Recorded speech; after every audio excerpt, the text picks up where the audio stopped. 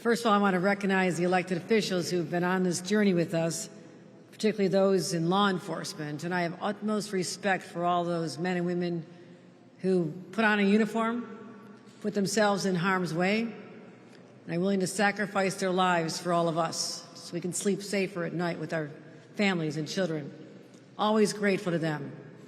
And our elected officials, from our sheriff, Craig Apple, to district attorneys who work hard to enforce the laws that we in the legislature are working together enact. And I want to acknowledge District Attorney Mary Pat Donnelly, who's joined us as well. Let's give her a round of applause. And Sheriff Apple. We have our District Attorney from Columbia County, Chris Liberati-Conantes here. Chris, I want to thank you for joining us as well. You've been on this journey. Chief Joe Meany from the Albany County District Attorney's Office has joined us. The Executive Director of DASNY, which is the Association of District Attorneys, who I think almost all 62 of them, with maybe an exception from one part of our state, joined in this effort.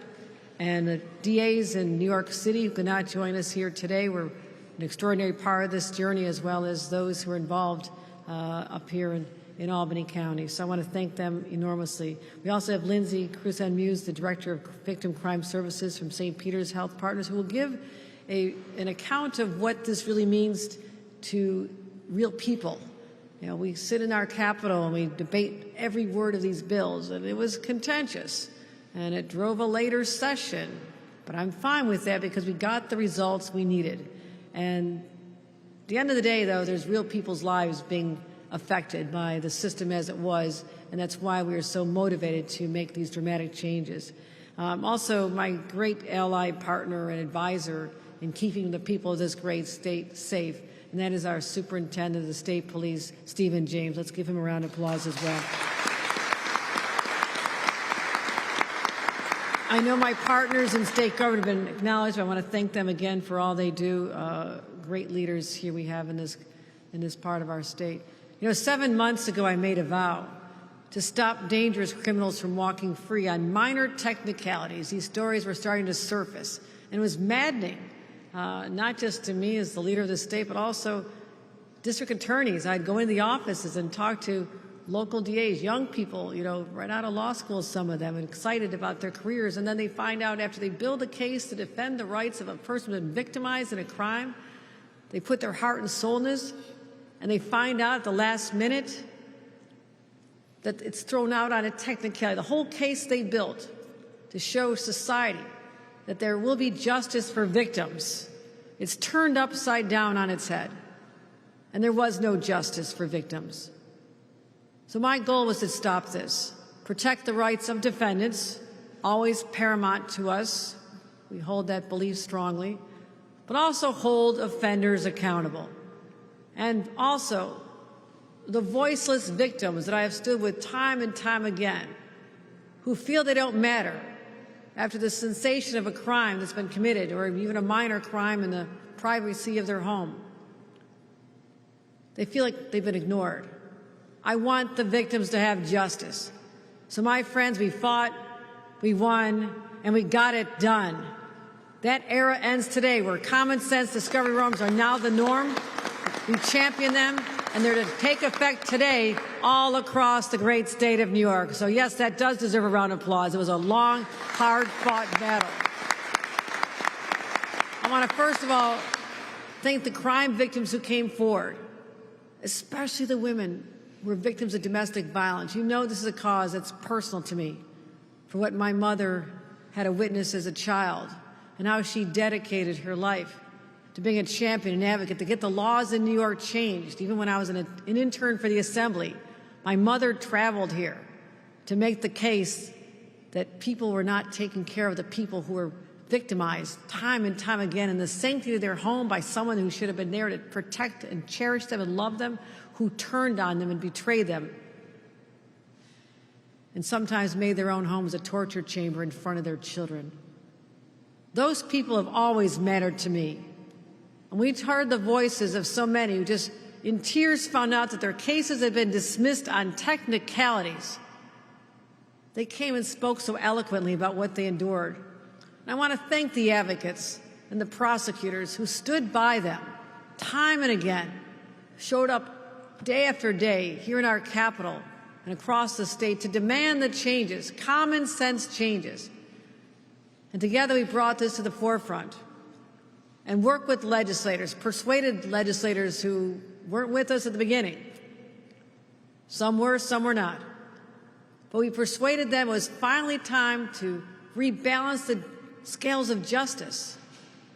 And I know there's a lot of passion behind the reforms that were put in place in 2019. I understand that because this pendulum had swung too far in one direction. But it should not have swung so far in the opposite direction. And that's the status of the laws in the state of New York up until now. And I'll always keep fighting to protect people. My top priority, we had to fix the bail laws. Now you see there's some headlines in papers in the state championing how crime has gone down over the last couple years. They have. It's been a multifaceted approach, working with our cities, our police officers, police commissioners, a partnership formed with our state police to deal with gun interdiction, taking guns out of the streets, off our streets. Our gun violence rates are down to historic lows. Could not have said that back when I first became governor. Oh, no. They were frightening. And the trajectory was continuing to go upward and upward and upward. And now to see, not only has that stopped, but the trend is going downward. And part of it is we've done a lot. The legislature and I worked hard on this. $2.6 billion we've allocated for law enforcement efforts since I became governor. That's not defunding the police. That is supercharging funding for our police officers, and I'll always continue to do that as long as I'm governor. Also changing the red flag laws.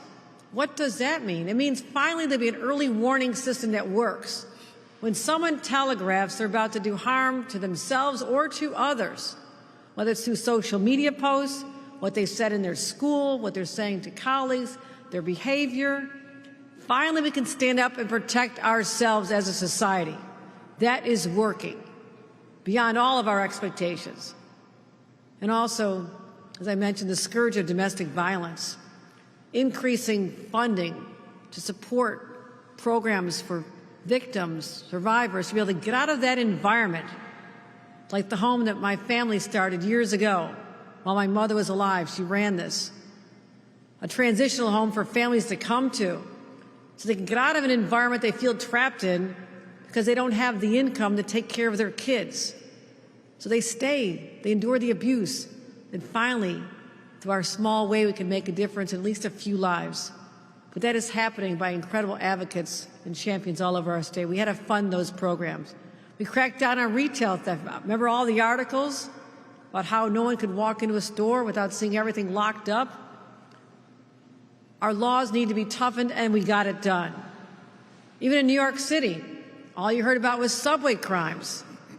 Now, one crime is too many anywhere, and we're not done. But I supported and financially supported overtime trains having 2 police officers on every one. That drove down crime dramatically. And I'm proud of that. And now we've closed this loophole. Not just the bail laws we changed over multiple sessions that were contentious. That's having an effect. But there's one more issue that our district attorneys came to us and begged us to change. So if you could just do this, it'll make a profound difference in the outcomes of these cases. Otherwise, people are cycling in and out of the criminal justice system without consequences because too many cases are being dismissed for very minor technical changes. So that loophole was undermining all these efforts. And I'll go back again, the 2019 reforms were well intended, but finally we're at a case where we're saying, let's look at the record. Did we go too far? Can we fix this? And so dismissals surged under those laws. Dismissals surged from, get this, 10,000 dismissals across the state in 2019 to almost 50,000 dismissals in 2024. Look at that. That's 50,000 victims who did not get justice. Now, I'm sure that there were numbers of those that were justified. But for the ones that were dismissed on technicalities or minor omissions that have nothing to do with the guilt or innocence of a defendant, those are the ones that we're getting after today. Something had to change. So we're here for those victims, to let them know their voices have broken through. A young mother trapped in an abusive relationship, a commuter smashed into by a drunken driver, small business owner repeatedly having their livelihood in jeopardy because retail thieves are clearing the shelves. These are the people that we're fighting for. They're our neighbors, our friends, our fellow citizens, and they deserve a justice system that works for them as well. So starting tomorrow, cases will no longer be thrown out over trivial areas that have no bearing, as I said, on guilt or innocence. Criminals won't walk free because someone hit the wrong button uploading a surveillance video.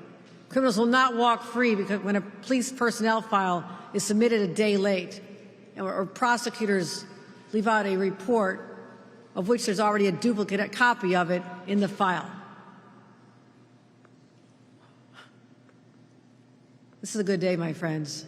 Tomorrow, we'll finally lift the burden that's been on our justice system to bring justice to victims. And we won't have to lose sleep. Our prosecutors won't have to lose sleep over defense lawyers playing the gotcha game, waiting to the last second for challenges when they know the clock has run out. That's over. Going forward, defense attorneys must flag any potential issue with prosecutors first. Flag the issues. That's your job. But don't wait till the 11th hour when you know it's too late to do something about remedying that. Work in good faith. Make sure you do it right. These are common sense changes. You'll hear more from our district attorney about how they're going to work. But now we have the focus where it matters, on the evidence, on accountability, and ultimately on justice for victims. Now, a lot of people, again, wondered why we dug in so hard on this. Why was the budget 5 weeks late? As an aside, I remind everyone, when I was that Assembly intern, the budgets were done in July and August. I don't support that. But 5 weeks to change a system that was broken, to me, was well worth it. Well worth it. And so, our budget made this change, ultimately, our end of session, because I knew this. At the end of all the legal jargon, all the chatter back and forth, all the hysteria around these changes, I knew there were real lives of New Yorkers waiting for us to do what was right by them, to make sure that justice is finally delivered. So, I'm proud of this. I believe this will be a dramatic change in outcomes. Respect the rights of defendants, but also know that our victims have rights as well. That's what starts today. Thank you very much, everyone. Appreciate your support. Let me bring up not only the individual who is a local district attorney, Rensselaer County District Attorney Mary Pat Donnelly. She is also the head of the entire statewide association representing district attorneys, so she speaks with a powerful voice. Ladies and gentlemen, welcome our DA.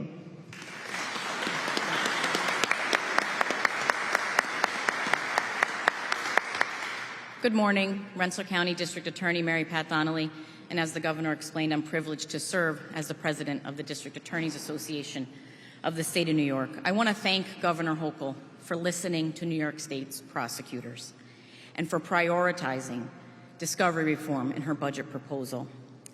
Discovery has been a significant issue in every district attorney's office, from New York's 5 boroughs to Albany, to Buffalo, to Essex, to Rensselaer, and every county in between. Discovery is a complex topic, often unfamiliar to those who work outside the courts of New York State, but make no mistake, discovery is a public safety issue. When materials are gathered and shared in a timely and diligent fashion, prosecutors are able to fashion remedies that hold offenders accountable and deliver justice to victims. In 2020, Article 245 was enacted, which required broad and mandatory discovery. As the governor said, and as we have said all along, it was a well-intentioned change in the law. Unfortunately, that law was rife with vagaries, which resulted in litigation, delays, and tragically, full dismissals of important cases attached to real victims, our families, our friends, our neighbors. The new amendments, which go into play tomorrow, will adjust the playing field once again. Prosecutors will still be held to a standard to make diligent efforts to gather and turn over evidence in a timely fashion so that we can have meaningful discussions about the resolution of a case. However, these cases will be protected from dismissal when there are errors in that delivery, as long as they are disclosed and documented. Further, we will be able to secure physical addresses, social security numbers, and other sensitive information without the need for motion practice. Counsel for the defendant will be held to a standard to actually review the volumes of information that we do turn over in a timely fashion and not waiting until the eve of trial. There will be a period of time during which they can make objections to what we have turned over, and more importantly, they will be required to alert us to any missing information or perceived missing information so that we can have a discussion about where that information is and how we can remedy the concern. Finally, under the new laws, courts will be vested with the authority to look at the totality of the circumstances, to look at a particular case and the efforts that a particular prosecutor has made to gather all of the information required and to turn it over timely. They need to look at that and make an evaluation on the individual case before employing a drastic remedy such as dismissal. These changes require good faith, due diligence, and collaboration, the cornerstone of any just prosecution. I have said this before and I will say it again, this is not a step backward. In fact, it is a critical step forward, requiring communication, evaluation, and a meaningful dialogue between both sides so that we can get it right. Once again, thank you to Governor Hochul for standing with us on this important issue as we work every day to deliver justice to victims around the state. Thank you very much.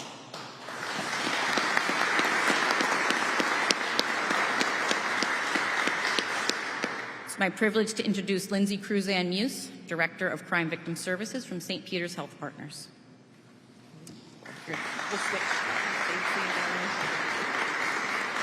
Thank you very much, DA Donnelly, and thank you, Governor Hochul. It's an honor to be here representing victims of crime and also programs serving victims of crime in this very historic change to our discovery laws. I want to acknowledge the meaningful and lasting impact that this reform will have for victims and survivors across New York State and their families and their loved ones. While the original intent of the discovery law was to build a more transparent, fair, and efficient system, the reality is that it also brought about unintended consequences, creating real barriers to justice and safety for victims and survivors of crime. Across the state, since the implementation of the original law, we have seen very serious cases involving domestic violence, sexual assault, child abuse, and other violent crimes dismissed outright on technical grounds, such as missing text message exchanges between the victim and detective, or a missing activity log. These dismissals were never the intention or the intended outcome of this law. Reform was necessary, but the impact on victims, as well as on law enforcement and prosecutors striving to keep our communities safe, has been profound. Beginning tomorrow, judges will have the discretion to consider the nature and impact of a discovery violation rather than outright dismissing the case. This change will bring balance and fairness to the process and give victims a voice that they have not had for the past several years. These reforms also significantly strengthen victim privacy protections. Many survivors of crime hesitate to report to law enforcement out of fear of retaliation or concerns about their own safety or the safety of their family and loved ones. By allowing sensitive information about victims and witnesses to be redacted, the law will help protect survivors from unnecessary exposure and encourage more victims and survivors of crime to come forward and participate in the justice process. With these updates, New York continues to lead the way, preserving one of the most transparent discovery laws in our nation, while reaffirming our commitment to protecting victims and ensuring accountability. In many cases, this change is the difference between life and death for survivors of crime. Thank you, Governor Hochul, for your leadership and for standing with survivors throughout our state. Thank you.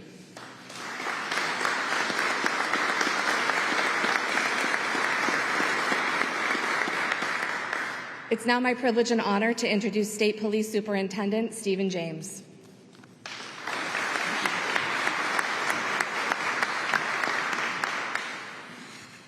Good morning. I want to express my appreciation certainly to Governor Hochul for your continuing support of law enforcement and your work to improve public safety for the people that we serve. The updates, as referenced with regard to the discovery law that become effective tomorrow, they certainly represent a logical step to restore the balance between protecting the rights of those who are arrested, the personal safety of the witnesses to crime and their loved ones, and the victims who deserve justice. These changes, they also address the frustration of law enforcement members who work on the behalf of victims and their concerns that a lack of accountability of criminals would erode the public safety. As the superintendent of the New York State Police, I can tell you that our members are committed to ensuring that justice is pursued effectively and fairly, and that the victims are in fact heard. And with Governor Hochul's changes to the discovery laws, as articulated, New York is doing just that. Thank you.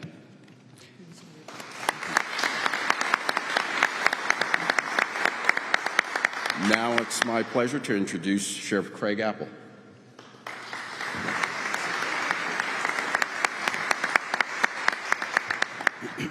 Good morning. First of all, Governor, thank you. And on a side note, your last several trips to Albany County have been outstanding, very positive, so we appreciate you coming back. And members of the legislature, thank you for rolling up your sleeves and pitching in and getting this done. It's very important to us. As a sheriff, my top priority is keeping our communities safe while ensuring justice is served fairly. That's why I support the recent changes to New York's discovery laws. These reforms give law enforcement and prosecutors the tools we need to hold offenders accountable without getting cases tossed out over paperwork technicalities, which has happened obviously over 50,000 times. Too many victims, especially survivors of domestic violence and sexual assault, were being traumatized under the old system. Sensitive personal information was being handed over unnecessarily, and dangerous individuals were walking free due to minor administrative delays. With these changes, we're restoring balance. Prosecutors can now focus on evidence that truly matters. Judges have more discretion to assess good faith efforts, and victims are better protected throughout the process. This is smart, measured reform. It keeps the discovery process transparent and fair, while making sure we don't let bureaucracy stand in the way of justice. Governor, thank you.